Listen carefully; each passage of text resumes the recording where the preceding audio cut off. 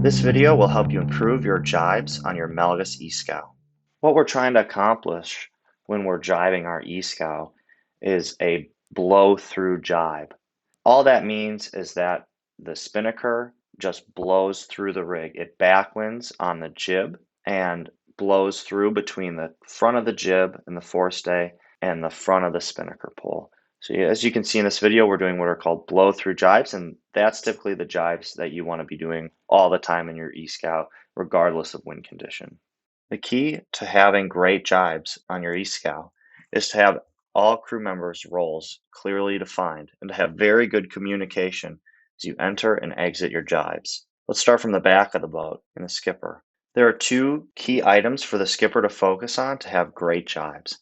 The first is a consistent rate of turn. So you don't want to steer too fast through your jibes, but you definitely don't want to steer too slow. You really want a consistent, medium speed turn. The second key to focus on is nailing the exit angle. One thing that you can focus on when you're the skipper, and a great way to know when you're on your exit angle, is when your mainsail fills. So as you turn through the jibe, you come out of the jibe. Once the main fills, you want to stop steering the boat into the wind and wait for the spinnaker trimmer to kind of catch up and fill the kite. On this boat, we're sailing with 4 people, which means that the fourth is responsible for trimming the spinnaker, and the person in the middle of the boat is responsible for putting the boards down. You can also sail with 3 people in the E Scow, and in that scenario, the middle person would also be responsible for trimming the spinnaker. And the jib person would be responsible for doing the boards, as well as switching the jib. The spinnaker trimmer is the most important person on the boat when it comes to jibing. And there's 2 real keys to focus on when you're the trimmer to make sure that you're having great jibes.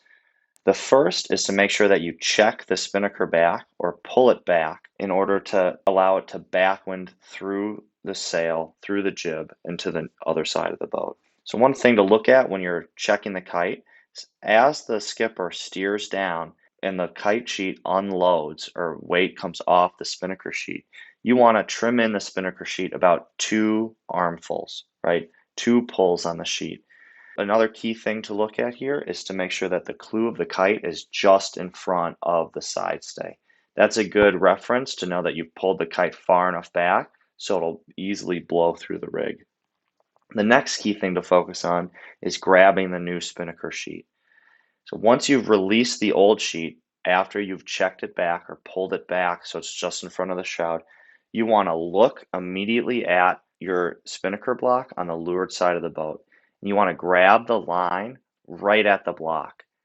Once you grab the line right at the block, you should trim and sit on the windward side of the boat. And this kind of body movement will help you trim your spinnaker sheet in and fill the kite on the new side.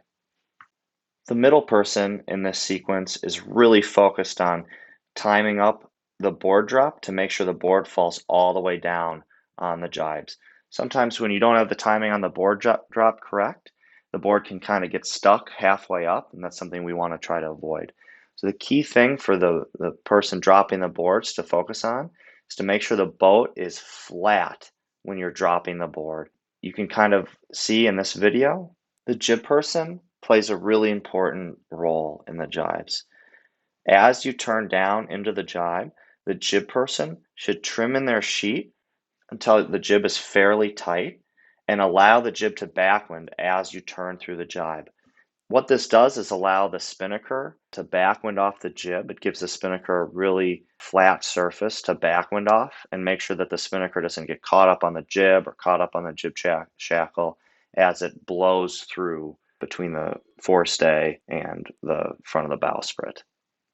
In this video, we have our jib person actually checking the sheet through the jibe, which is a little bit more advanced technique and something that, if your jib trimmer is fairly experienced, they can try, and it'll help your kite blow through just a little bit faster. Thank you for watching this Melges tutorial. For more information on new boats, new quantum sails, and parts for your Melges boat, please visit melges.com.